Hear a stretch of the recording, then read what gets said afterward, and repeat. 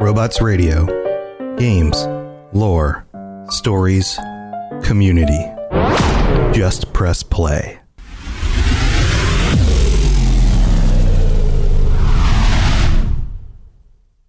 This show is brought to you by our patrons at patreon.com/ElderScrollsLorecast.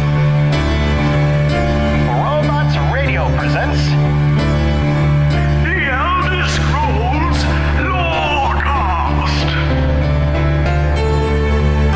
Welcome to the Elder Scrolls Lorecast, a place where the Elder Scrolls community can come together to discuss the boundaries of our knowledge about the universe of the Elder Scrolls. I liked it. Thanks. And that voice you heard is Lotus of Doom. Welcome, everybody, to the Elder Scrolls Lorecast Live. Things are changing. Things are changing in the world of lore. And we are now doing, I say we, because Lotus of Dune will be Lotus of Dune. Have you considered that name change? I was going to say, straight from the Alakir Desert. Yeah, there you go.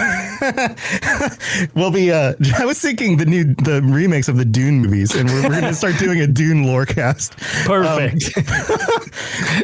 Will be joining me regularly here on twitch.tv/robots radio. Thursday nights, 10 p.m. Eastern, 7 p.m. Pacific. We are streaming live. This is going to be a live weekly show. And of course, if you're listening to the audio, then don't worry, you're not going to be left out. You can still get the audio. But if you'd like to join us live every week, then we will be here talking about lore. Things are changing up, and we are here with our viewers. Welcome to the stream, everybody, and welcome, Lotus. Thanks for joining me. Hi, it's been a while since I've been here, actually. Many episodes back, you had me join you. Yeah, and we talked Hermaeus Mora, and then we talked about really wacky Skyrim stuff. Yeah, I was going to say Hermaeus Mora, and then really abstract anecdotes and weird bits, which I guess is kind of relevant to why I'm here again. Oh, God. Yeah. Yeah. So this episode today, we are talking about the Elder Scrolls Arena. We've gone back to the very first in the game series, which most people who play the game today probably never played because they got into it, maybe in Morrowind, more likely in Skyrim, and maybe even the Elder Scrolls Online was their first Elder Scrolls game. Mm-hmm. So we're going back to the OG content here because Lotus, for those of you who don't know, you should be tuning into his other show, Tales of Tamriel, has been talking about his experiences in these other games that he's played. You've played basically all the games at this point? So I've at least played each of the games except the two other Elder Scrolls Travels games. There's the most well-known Elder Scrolls Travel game of Shadowkey, which I have completed on the N-Gage, which was rough. But which was rough. Yes. Yeah. There are two other JavaScript games that were released as well. One is called Dawnstar. The other is Stormhold, I believe. I have the JavaScript extension files. I just have not tested running them on my computer yet. So I haven't tried either of those. I've briefly played Battlespire and I've briefly played Daggerfall, although I do plan on doing full playthroughs of those as soon as I finish Arena. So I will be going from beginning to end every single game in the series. Yeah, and you stream these too. I do. I stream about this before. Yep. So if you want to jump in before, you'll hear some of the pre-show banter as well. We were talking about how you had, 99% of the Twitch audience for Arena? Yeah, I was going to say, so I believe it was last month. All 47 people, something 52 like that? people 52 people watched Arena on Twitch, and 48 of them were from one of my streams. So thanks, everybody. People just enjoy, I believe, watching me die a lot because the game is unmercifully difficult. Not just age-wise, that is not an easy game. Yeah, I tried jumping into Daggerfall a few weeks back. I've heard that's even harder than Arena. I restarted 4 or 5 times before I figured out how to actually swing my sword. Because in order to swing your sword, when you have it on, so this was one of those games that came out in the late 90s when you could use a mouse in order to do things. but the controls were very awkward. So it doesn't default to like a WASD movement system. You can click on things on the screens with the mouse, and you can use the mouse to attack, but it's not just like left click to swing or right click to cast spell, anything like that. You have to hold down the mouse button and drag across the screen as if you're swiping your sword. And it took me the longest time to figure out how to actually hit the rats that were in the dungeon. I died like 5 or 6 times without getting out of the first little tutorial dungeon. Well, so one, don't feel bad. I forget what the stat is, but most people cannot get through the tutorial dungeon. It's like notorious that people will never see the end of the first dungeon in that game. And then to top it all off, there are riddle doors throughout the game, and there is I believe it was not in a specific version of the game, but to prevent piracy, there was a riddle door at the end, which it was not something you would learn. It was in the instruction manual. Right. So you like needed to physically own it. Like, yes. Open page 17, find the second paragraph and tell me what the fourth word is. That kind of thing. Yeah. And that was how you got out of the first dungeon. Otherwise, you were just in a lot of trouble. Oh, man. The rest of the riddles were based on... most of them are logic puzzles and stuff like that, or just straight up riddles, which I, surprise, am not good at. It turns out I've gotten some of them, but having a Twitch chat to basically chill with me as all of us try to decipher what the puzzles are is pretty funny. And you are pretty aggressively punished if you get them wrong, because the moral to everything in Arena is if you screw up, you're punished severely. So yeah, that's like real life, you know. Exactly. Luckily, I can save and reload, so you can save scum your way through a lot of scenarios in Arena. But just in regards to the swinging your sword, like you mentioned. It's interesting because it's such a strange feature that's in a game that came out in 1994, I believe it was.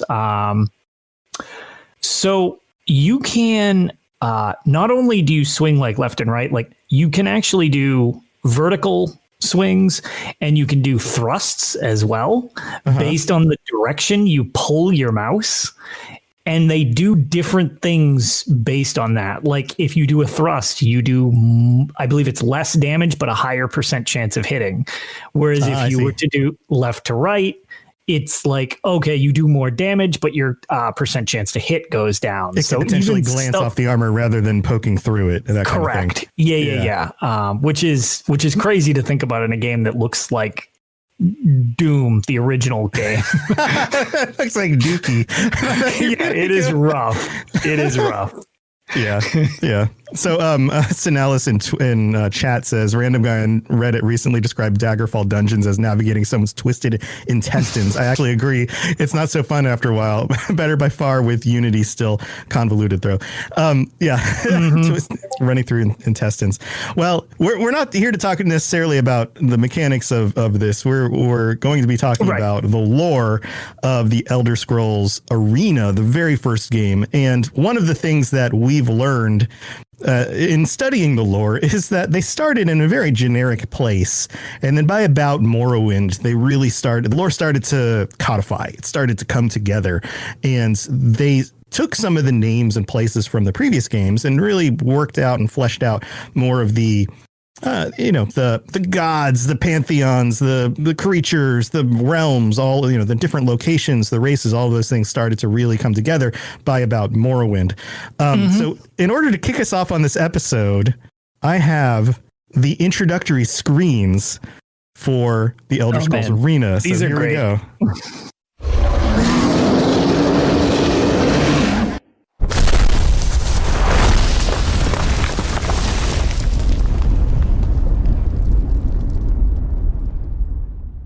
This is where you get off. Come with me. So here we go. These are the introductory screens, and I'm going to have the old man read them. Old man, can you read these screens to us? Yes, certainly.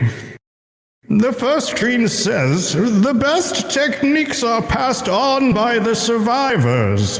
Gaiden Shinji, Blade Master First Era 947. Thank you, old man. So, so this kicks off with a quote: "The best techniques are passed on by the survivors." Which, I mean, come on, really? That's some deep stuff. Oh no, the video's looping now. Here we go. Well, look at it this way. I mean, it's not wrong because the only techniques will be passed on by those of the survivors. Right. So, okay. So that's the intro. They reference somebody from the past who, of course, they flesh out in later detail, going into Gaiden Shenji. He's a Red Guard hero of the first era. Yep. We come to learn more about him. They talk about him a bit in, I believe, in Elder Scrolls Online. He shows up in some of the history and some of the details of the quests and stuff. Yep. He's got a few statues, I believe, actually, and monuments to him throughout Elder Scrolls Online. I don't remember the exact names of locations off the top of my head where they are, but definitely references to Gaiden Shinji. Yeah, I love that his name is like very clearly Japanese. Well, yeah, it's funny because like the whole concept of the blades, like so much of their stuff has like the samurai influence on their style. Mm-hmm. So I guess they started all the way back before they had determined that the blades really had any existence yet, because that's really not a focus of Arena. But they obviously took the concept of like maybe we'll put the Japanese samurai flair to this guy or whatever. So yeah, they were clearly pulling from more than just like I don't know, medieval European and Tolkien-esque, elves and dwarves and things like that, which of course they were pulling from, but they're expanding out from beyond that, and it comes through right on the first line there. So the next screen goes, I'm not going to have the old man read all of these. It says, for centuries, different factions battled in petty wars and border conflicts until the Second Era, 896, Tiber Septim crushed all those who opposed him and took control. Okay. Well, this is pretty spot on, right? Mm-hmm. It's pretty solid. I don't know if that date is specific. I didn't look this up, but I don't know if that date is a specific conflict or battle or the end of the war. Or I think what it was they started to lock things in around this. But then from my understanding, as we'll get into, Arena has some for people that very much fight over the lore. And I'm sure you get different sides of this since you focus so much on the lore aspect to it. Sometimes, since the unreliable narrator is such a strong presence in the series, people can really dig their heels in on, no, this is what happened. No, this is what happened. Right. If you want to base too much of it's really good that that's a thing, because there's a decent amount in Elder Scrolls Arena that kind of just means the series shouldn't be what it is right now. if it was exactly as Arena foretold. Right. Well, it goes on. It says, proclaiming himself as emperor. Okay. Still, the bitter years of war had its effect on the populace. And this is really interesting here. The name Tamriel, Elvish for dawn's beauty, seldom fell from anguished lips and was soon forgotten. Mm-hmm. Okay. In a place where life and death, move to the next screen, different sides of the same coin tossed every day. Okay. The way that's even phrased is a little awkward. Some of the descriptions are very wordy. And to be fair, I actually forgot, this is, compared to some of the other things, worded pretty eloquently. They get into verily and thine and stuff like that in the wording quite frequently. So this is actually much more standard English than some of the other points in the game. Yeah. So different sides of the same coin tossed every day, life and death. The people of the known world began calling the land of their sorrow the Arena. They went from Tamriel to the Arena. This is just the name of the world. Mm-hmm. Now 492's 492 years after Tiber Septim took control and kept the peace, the land of Arena has a new threat. The Emperor, Uriel Septim the Seventh, celebrates his 43rd birthday, but jealous hearts desire the throne and plot his downfall. Okay, that's pretty standard Elder Scrolls fare, you know. Yes. Somebody's plotting the death of the Emperor, all that kind of stuff. So it goes on and says, it is said that hope flies on death's wings. Is it? Prepare then, for as the Elder Scrolls foretold, that it will be here that your adventure begins. So the Elder Scrolls foretold our adventure. Okay, that's kind of, all right. So that's sort of there, right? Uriel Septim the 4th. Did we just go from the 7th to the 4th? Let me just go back. Tiber Septim. Yeah, no, I mean, it's supposed to be about the 7th. I didn't realize. Is that Uriel a typo? Septim the 7th. It's the 7th. VII, right? Yeah, no, you're dealing with Uriel Septim the 7th because the span of time between Elder Scrolls 1 and Elder Scrolls 4, where, I mean, I guess since this is a lore cast, we've got to have some degree of spoilers, especially for a game as old as Oblivion. So when they killed Patrick Stewart, i.e. Uriel Septim, right. It's the same one. All of this happens within a time frame that he's the Emperor the whole time.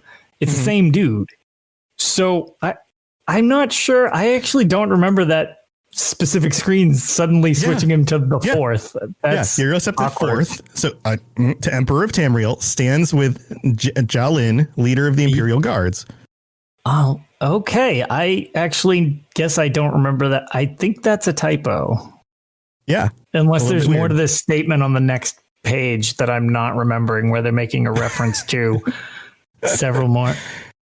So, nope, yeah, so that's just a typo. Okay. Yep. I don't remember this. All right. Yeah, weird. Okay. They have been summoned by Jagar Tharn, Imperial Battle Mage of the Empire, on rumors of treachery. All right. So this is pretty standard fare. You've got, spooky looking dude in a cape with a spear, a spear staff. It's almost, so I would refer to it as almost a staff of chaos. Huh. Yep. And then the next screen, the Emperor is betrayed. Which, with them exploding. Everyone looks like they're exploding here. Yep. And transported to a dimension of Tharn's choosing. Which one should we send you to? And we have this image here of anybody listening of a magic-y wizard cloaked head guy with stars in his eyes and planets and stars drifting out from like the cloak that is, I don't know. This is a very artistic rendering, I think. Yes. After months of preparation, Jagar Tharn takes the throne. So creepy wizard dude in a creepy throne, which all of a sudden is just more creepy because he's creepy, I guess. Well, to be fair, all of the Tharn dynasty is pretty creepy. Rhea Silmane, once Tharn's apprentice, is captured before she can warn the Elder Council of the Imperial Battle Mage's treachery. Next page. Manipulating the essence of magic, Tharn prepares to take the true Emperor's place as ruler of the known land, which we now know is named Arena. Yes. Which doesn't come about at all in Oblivion, but there is an arena. Yeah, I was going to say, it other than the arenas that you fight in, you will never hear Tamriel called Arena again, I do not believe. Mm-hmm. And I love this picture of Jagar Tharn here. Yeah, Jaeger is just completely nuts. I call him Jaegerbomb. So Jaegerbomb. Yeah, I mean, it's kind of, yeah. It's he just loses it entirely when he takes off his hood. He's just got the Medusa hair going everywhere and everything.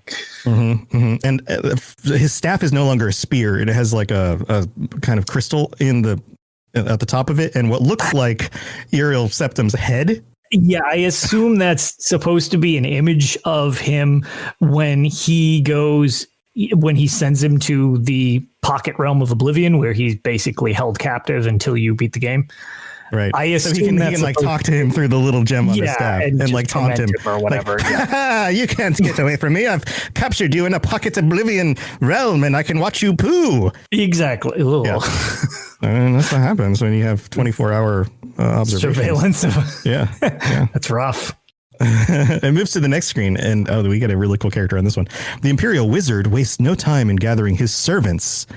And this is the first image of a demonic-looking character with a long snout. I was going to say, it looks almost like that could have become what Daedroth's become in the series. Mm-hmm.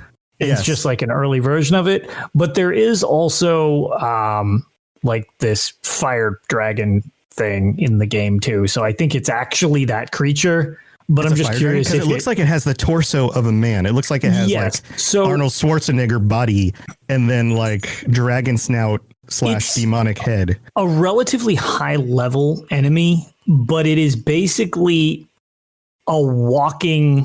It's not super huge, but it's like almost a man dragon in the game, and it's engulfed in fire and it throws stuff at you. I actually don't know the specific name of the creature off the top of my head, but that's, I think, what it's supposed to be referencing. It's relatively high level from what I've seen because I don't run into an awful lot of them, but I wonder if it kind of led to what became as a different creature in the series, because a lot of things in Arena are not seen in their original forms outside of Arena. They're just kind of like, here's our base idea, and they fleshed it out later. There we go. So not sure if that had like a deeper meaning to that thing. Gotcha. And it's just like, that's the starting version of where it becomes. Right. Okay. So let's go back because we're almost done our story.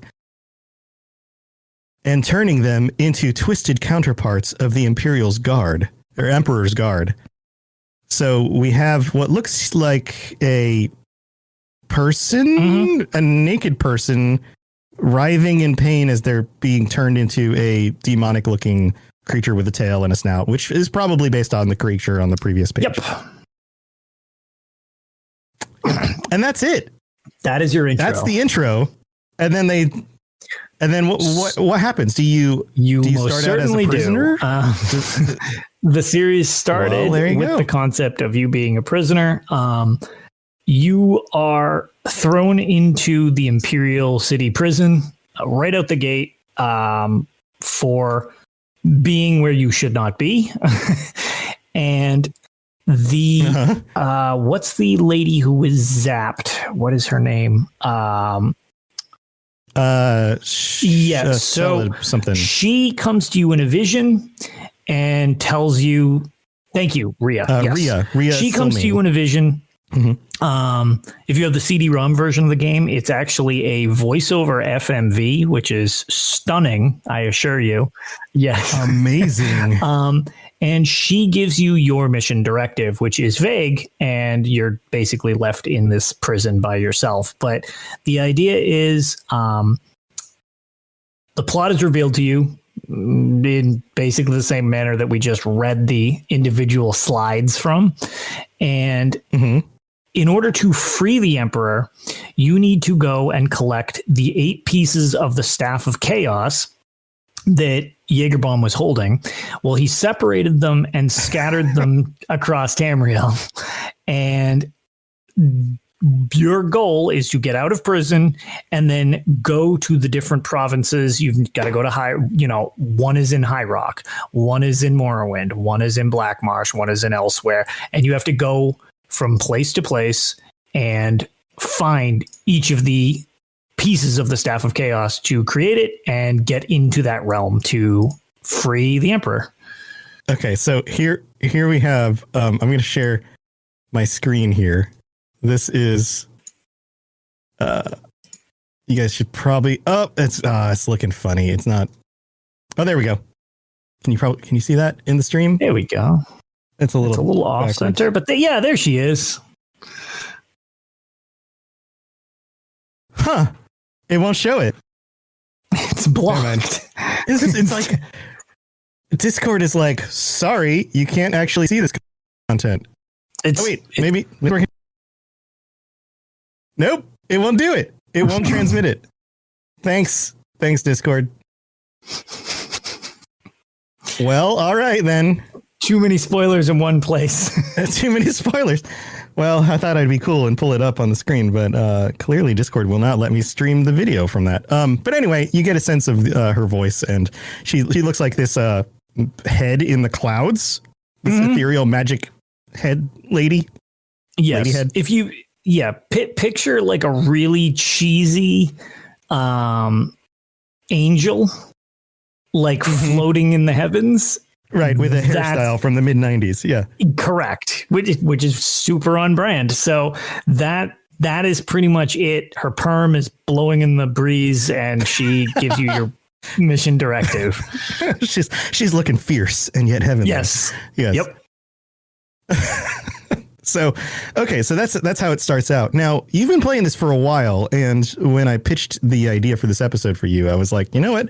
I really just want to hear about your experiences with this game and what wackiness you've come across, because I'm sure there's a ton of stuff we could go into about every little detail about. They mention these characters. They mention these Aedra, or names that become Aedra, or names of characters that become powerful god entities that used to be men, like there's a lot of that kind of stuff. But I want, for this episode, we can tackle maybe some of those details in a future episode. I want to just dip our feet in to the experience of playing this game now 25 years later and 26 years later. And just what is it like? What things are you noticing that really stand out? So, I'm trying to tackle this game because the series holds its roots to parts of Elder Scrolls Arena, but at the same time, so much is kind of only, I guess you'd say, referenced as opposed to anything more than that. And one of the probably biggest there are a couple pretty major things. Many of the creatures and or races are really kind of rough drafts of what they'll become. Khajiit aren't cats. They're people with tails and red hair. That's what they are. It makes reference to them being descendants of cat ancestors, but not, they are like feline based, which as you go further in the series is absolutely not the case. There's, 16 first stocks and then the main. Right. So it's like they really go all in on that. Same thing with the Argonians, which is one of my favorite parts. You will fight a lot of not Argonians in dungeons. You will fight Lizard Man, which is, it's just a crocodile with a shield, and it yells at you and it just hits you. And my favorite is when there are multiple of them. It is not lizard men, it is lizard mans in the game. Lizard mans. So yeah, I hear you going out on those adventures. You better watch out for those lizard mans. I think there's probably somewhere in the US where people still talk like that, but I don't know where that is. But the big thing that I have greatly enjoyed from playing through Arena, I have 5 of the 8 staff pieces at this point. So I am 5/8 of the way through the game. To give a ballpark idea of how long I've been playing, now I am blind going in. I'm not looking up how to beat stuff or what's efficient ways. There are some really abusive cheeses you can do to just straight up glitch your way through the game like almost instantly. Yeah, I bet. But including a pass wall spell that literally lets you delete geometry, which, man, talk about something ahead of its time. It's pretty nuts. But if you ever get into glitches that prevent quest progress, you can use that to counter it, which is lovely. Which is where I found out about it. But what I figured I would bring up is the places that you encounter in the game are places that you will see in the series, specifically in Elder Scrolls Online,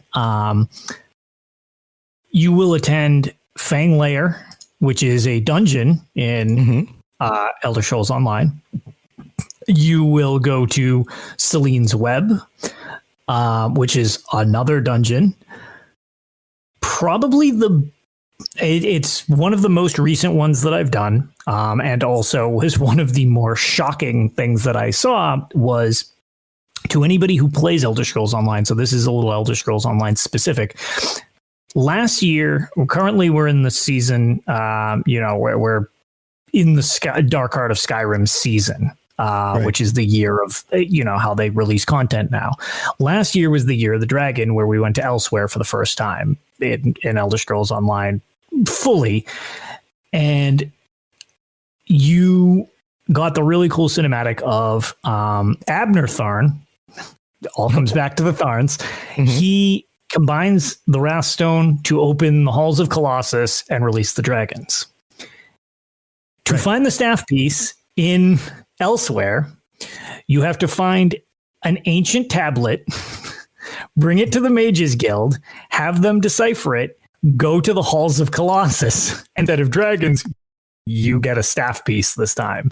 So it's almost ripped, like direct parts of the quest from Arena have been redone in Elder Scrolls Online, which is pretty cool that they pay such homage to how this series started after 25 years, 26 years, whatever year we're on at this point. Time's who knows irrelevant in 2020. Right. But and so that was one that was very impactful. You will go to Labyrinthian, which has been seen in probably the most, definitely the most well-known game, Skyrim. When you're in Skyrim, you will go there.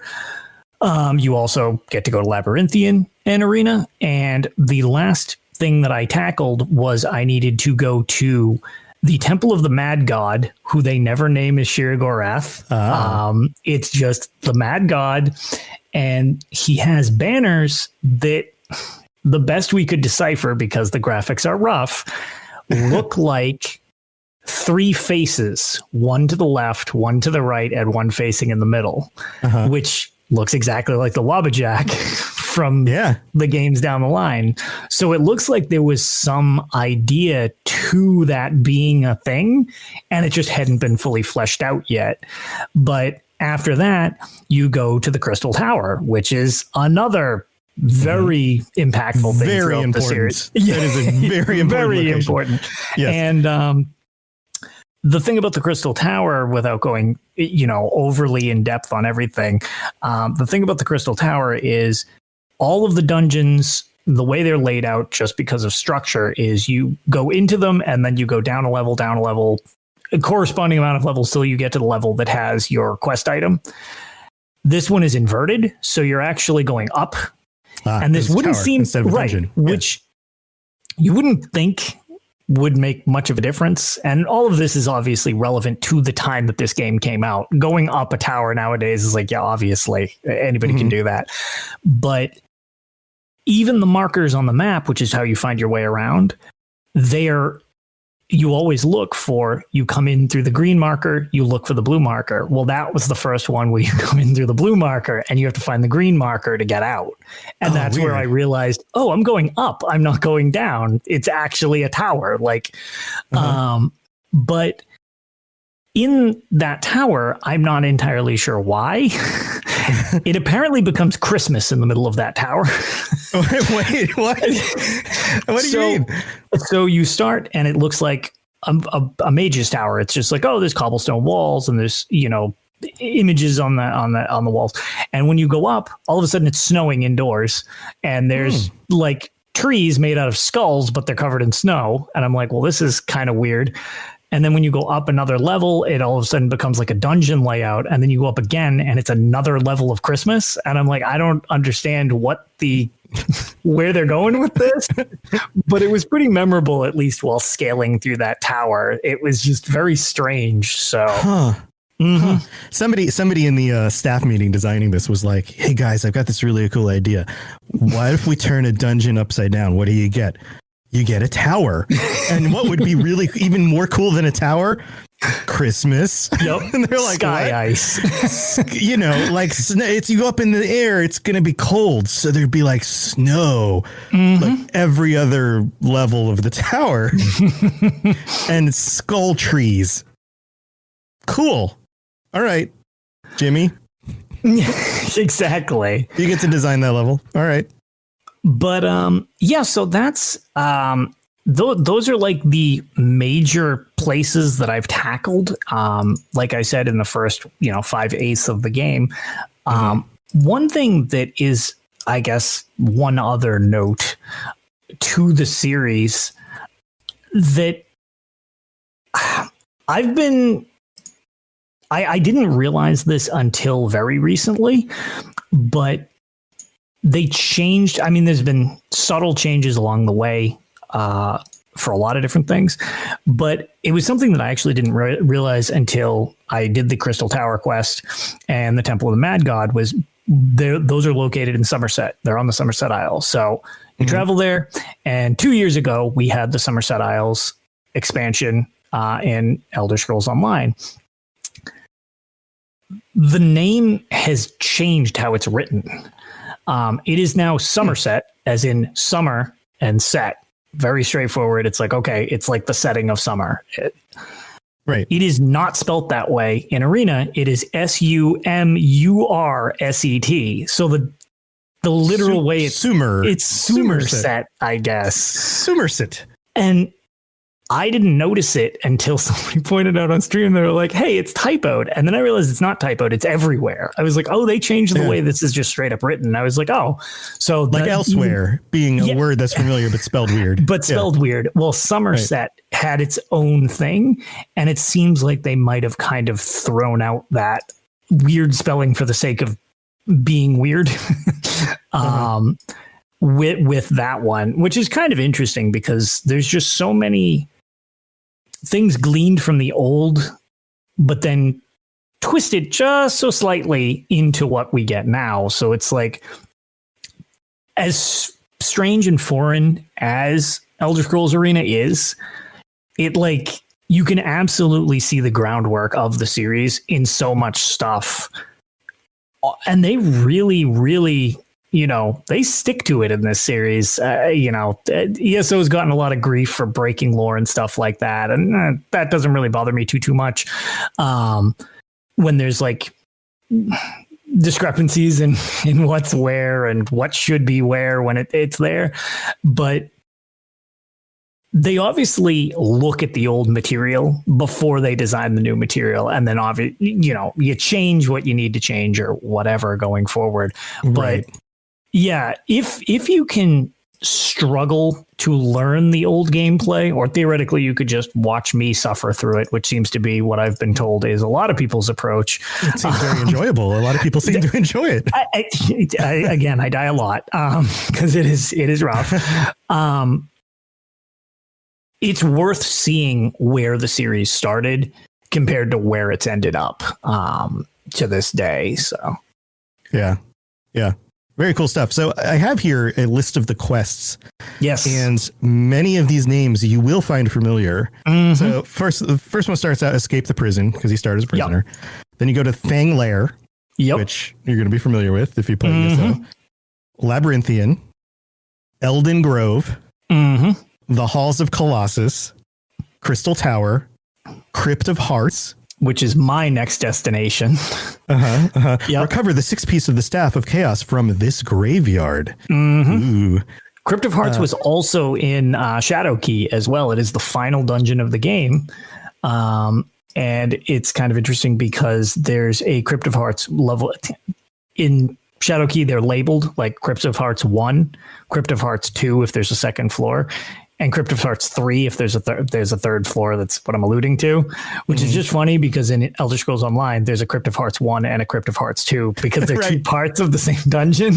Right. So it's like, oh man, they deleted Crypt of Hearts 3 unless it's another DLC we haven't gotten yet. Yes. It's same layout again, just different creatures. Yeah. Then number 8 is Mirkwood, which of course becomes an entire region. Yep. Yeah, and becomes Mark Meyer. It's more swampy. I'm very curious what that area is going to look like. Yeah. Yeah. It just says dark forest in the description here. I know. Like Mirkwood. Like they pulled that right out of the Lord of the Rings. Yeah, that is not even, they're not even trying on that one. Yeah. And then Dagoth is number 9. Yep, which is a fiery volcano. Yes. That's or an enemy in Morrowind, but you know. Right. Yeah. But so clearly this was, used later and refined in Morrowind. But and what's interesting about this is that all of the ones before this are actual English words that mean things, right? Yes. Dagoth is completely mumbo jumbo. Yeah, they don't know what a Dagoth or an is, right? So it's clearly foreign. And then finally the Imperial Palace, which of course you're going to have an Imperial Palace because you have an emperor. So right. And the Imperial City is in these still frames. So like the design of the Imperial City has been a thing, which is pretty cool right from the start. Mm-hmm. So those are all the locations. I'm thinking in a future episode, we can dig into more of some of the details of some of, some of the inconsistencies specifically between this and the rest of the series. For sure. That specifically, they mentioned Tiber Septim. They also mentioned some of these other heroes that become gods or godlike, Kinnereth. There's some other ones that come up in here. And so that'll be fun to dive into in the future. Anything else you want to add before we move on? No, actually, the only thing that's kind of interesting is there's nods to Daedric princes, like obviously Sheogorath. It seems to have a nod of being the mad god and stuff like that. It's like knowing where it goes. So there are not the same degree of the version of what we see from the deities in the series also only seems like it kind of has just like the vague underpinnings of what will be, which I think are mostly fleshed out from what I've understood, as I haven't completed it yet, but they get a lot more direct attention in Daggerfall as opposed to just little like, oh, there's a mad god. Yep. And he's got a devoted following. And it's like, that's all we got. That's as far as we got for this game. Right. And it's like later on, it becomes like, Shireth and the Grey Jiggle. It's like, oh, wow. Okay. This became a lot of content later down the line. So it's a lot of Elder Scrolls 1 Arena seems really almost like a template for a game. Like it's looking back at it, it's one of those hindsights, 2020. It looks almost like this game was a whiteboard for like, okay, we need to have a really long running IP that's just hyper convoluted. Everybody throw your ideas at us. Yeah. You get a dungeon, you get a dungeon, you get a dungeon, you get a dungeon. And we don't have to justify any reason why they're all connected. We'll figure that out later. Let's just get a game out there. We'll fill it in as we go, but we need the basics to make a world. Yeah. And so it's been very interesting. You just need the earth bones. Exactly. And then you build on top of it. Right. Yeah. Exactly. Right. Awesome. Well, very cool. I like your perspective. And if you guys are listening or in the chat right now and you haven't checked out Lotus's live streams, then go check them out. I'm sure you're just twitch.tv/Lotus of Doom, right? Yes. Yeah. I have a very easy tag to find. Lotus of Doom if I have an account there. Yep. That's pretty much it. All right. Awesome. Let's move into the middle of the show. The skies are marked with numberless sparks, each a fire and every one a sign. Are you into the cyberpunk tabletop games or excited for Cyberpunk 2077? Are you looking to brush up on the lore, stay up on all the latest news, and talk about the game when it comes out? Check out the Cyberpunk Lorecast, a show from Robots Radio with me, your host, Robots. We'll go over all the details you need to know about the world, characters, and story of Cyberpunk. Available on iTunes, Spotify, Google Play, and anywhere else you get your podcasts. Thank you, Patrick Stewart. As always, the show is brought to you by our patrons. Next week, we will be having our patron episode where we will be discussing the mods that are some of our favorites or wackiest, the ones that we love the most about incorporating into these games, and maybe even some add-ons and things for Elder Scrolls Online, because you can't really mod it the same way you can something like Skyrim or Oblivion. So we'll be discussing that next week. As always, our tier 4 patrons can join us every month for that conversation. So if you're interested in doing that, if you sign up in the next week, you still have time to get in for this month's patron episode. Otherwise, patrons at tier 1 and higher all get ad-free episodes a little bit early, and there are a bunch of other rewards. We're also sponsored by the Robots Radio Network keeps growing in sponsors, so I'm not going to call them all out because that's a big long advertisement, but I will note that we are sponsored by Loot Crate. So if you want the Elder Scrolls Loot Crate and you want to save 15%, then click the link in the show notes and use the code Robots Radio to get 15% off your Elder Scrolls Loot Crate. Mine's coming in just a few weeks. I signed up a few weeks ago. It's a quarterly crate. I'm going to get more cool stuff like, the Brotherhood t-shirt that I'm wearing and cool things to put in my room. Maybe you'll see them showing up behind me in the camera. Also, there's a number of other promotions that we have in the show notes. So if you click any of those and go through and take a look, maybe there's some stuff that you would be interested in. It also helps support the show. So go check that out. All right, let's move in to the end of the show. Yes, you're entirely brilliant. Conquering madness and all that. Blah, blah, blah, blah, blah. So, Lotus, this is the end of the show. And we've just spent a good amount of time talking about Elder Scrolls Arena. And one of the things I want to do with our show specifically is to involve the community more. This is one of the reasons, and I noted this way back. We're at like 90 episodes. I don't know if I've noted this anywhere. We're at I think this is episode 91. We're getting almost to 100 episodes of the show. And way back in episode 1, I noted that the reason for starting shows like this was to build a community and have other people to talk to about these games and the lore behind them and all the things that we enjoy about them. So I want to, at the end of our episodes moving forward, pitch a question. And if you're live in chat right now, feel free to answer the question and we'll call it out. But the question I wanted to pitch is, 1, have you ever attempted to play Elder Scrolls Arena? And the answer is probably no. And 2, would you? If I was to put out a a call out there of I want you guys, and maybe I'll do it too, to load this game up, because I believe you can get it for free on the Bethesda launcher. Is that right? It's one of the free ones. Yes, it is free. Both Arena and Daggerfall are free. And since we are kind of all friends with it and everything like that, shout out to the UESP because they have some direct links to the free files, and they are configured in a way that they will run based on your operating system. Much easier to use. They helped me kind of fine tune it so that I could stream it, because it does not play nice with some of the new hardware. Yeah. So 1, have you ever tried playing this before? And 2, if not, would you take the time to get it up and running, understand some of the difficulties with it, and actually play the game? Do you think that you could commit to that? And I'd love to hear some of your thoughts on this. And if the answer is yes to that, I would absolutely love for you to share your experience, to stream it or record it, and we can have some fun comparing notes. I think that would be a lot of fun. So we have some responses here in chat. Ishi Streams. I hope I'm pronouncing your name correctly. It is Ishi Streams. Yep. I've tried and couldn't figure out how to attack. We were talking about this earlier. In Daggerfall, I've tried Daggerfall. You have to click and drag your mouse in order to make the sword swing and that kind of stuff. Bob Chichinsky writes, I've tried Daggerfall, but not Arena. Sulior says, I've played it, got a few dungeons in, but never finished it. Wow. Need to get back into it. Same with Daggerfall. Yeah. So I would love to, it's kind of just put a challenge out there. Would you do it?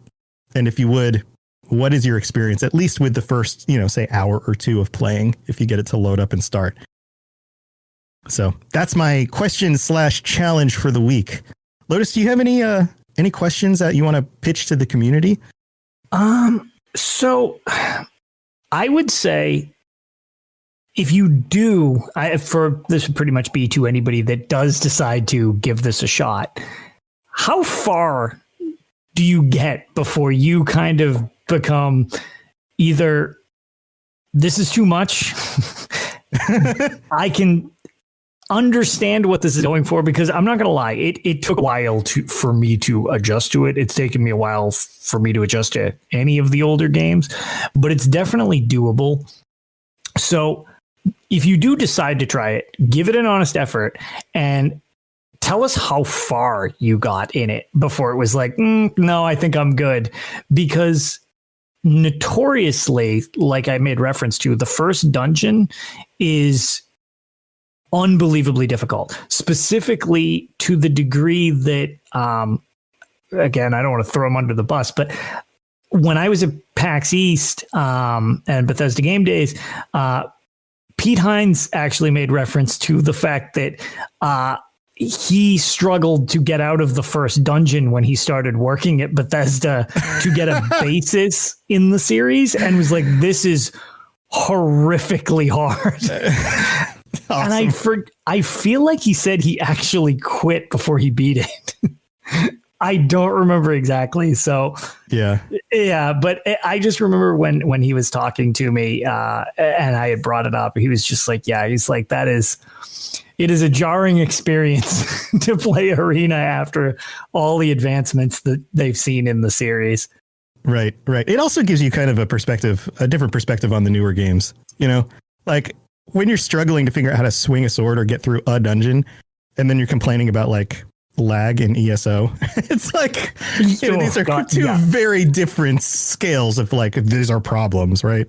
So not to get too technical, you get lag in Arena if you set the draw distance too far, because the frame rate is tied to the draw distance and it doesn't calculate your draw distance based on the power of your system. It's not optimized like that. So if I put the game from 1994 on max settings, my frame rate goes down to like 4. And if I put it to like medium, it's like perfect. If I actually put the draw distance all the way down, the frame rate is so high, I actually can't play because it moves too quickly. I can't click it objects because it's just you move like 90 frames at a time, and I just miss any objective I try to grab. So yeah. Mm-hmm. Yeah. That's single player lag intensity in lag. Games. Well, right. Yeah, man. PC games in the 90s were their own creatures. You had to figure out how to get them to run. You had to load in like XML memory and, well, DOS commands and all these things just to get them to work sometimes. So, all right, guys. Well, thank you for joining us for the live stream. And Lotus, how can people get a hold of you? I am the easiest way to message me if you want to ask anything or just talk or whatever. I am Lotus of Doom on Twitter. That's the social media platform I tend to use the most, but I'm also on Discord as well. And I stream. I do not have a schedule. I am the epitome of how to not be a successful streamer. By not having a schedule and playing really, really out-of-date games. But at the same time, I have fun with it and appreciate when people stop by and hang out with me. Anything I do on my channel is for charity. So I do Extra Life each and every year. And that's kind of what got me into streaming. And then it turned out that it was a lot of fun. So, that brings me where I am now. But I'm just Lotus of Doom over there as well. Awesome. And you guys know how to get a hold of me. All the info is in the show notes. Robots_radio on Twitter and twitch.tv/robotsradio if you want to join us each week for these live episodes. I hope you guys like the new format. We will be covering all sorts of cool stuff as we move into the future. And thank you for hanging out, everyone. Stay tuned for after the stream. I will be jumping into Elder Scrolls Online. I still have a few of the side missions to finish up in the Greymore expansion. So we'll be knocking those out. And that's it for this episode. Until next time, don't wander into a Christmas dungeon and get lost if you're moving up or down. And we'll talk to you guys later. Bye. Thanks for listening to the Elder Scrolls Lorecast. All sounds and music are owned by Bethesda Softworks or ZeniMax Studios, and no copyright infringement is intended. If you have something you'd like to contribute to the show, please reach out to us at elderscrollslorecast@gmail.com or on Twitter @ESOLorecast. If you'd like to help support the show, check out the rewards you can get at patreon.com/elderscrollslorecast. I really appreciate you listening, and I'd love to hear from you soon. And thanks to our patrons for support, especially our Tier 5 patrons, including Noodle Al Dente. You've been listening to a Robots Radio podcast. Smart shows for interesting people. Check out all the shows at robotsradio.net. Do you like adventure? Yeah. Do you like laughing? Yeah. Would you like to listen to a group of people you don't know play D&D and reference retro pop culture you vaguely remember? Excellent. You're going to love Committee Quest. We play D&D in the world of Amarin. We use adventure modules and supplements made by people in the community. We also have a sweet synthwave backing track. Come and join us on our adventure. Volume 1 has been completed. Volume 2 coming the end of January. You can find us on iTunes, Podbean, or wherever you get your podcasts from. In a world where solid-state electronics and vacuum tubes are still meta, people never stop loving atomic-powered everything. A chosen 500 stepped inside a subterranean vault to be spared the nuclear horror of the inevitable Great War. 25 years later, they emerge after the fallout settles to retake Appalachia. Among them, two former rivals whose blood feud will tear West Virginia apart in their epic struggle for survival. Chad, a vault bro who has a strength of 15, an intelligence of 2, and is a complete wasteland dickhead. Simon, a complicated anti-hero who chooses light and hope, but accidentally becomes a cannibal, and wakes up naked and afraid with a Scorch Beast queen after a date goes terribly wrong. What? I mean, it's a wild wasteland, right? This dark humor radio drama will have you driving off the road and crawling out from under the fallout. 2 men, 1 wasteland, and so many nukes. Chad, a Fallout 76 podcast. Rated R. Now streaming on your holotape player podcasty thing.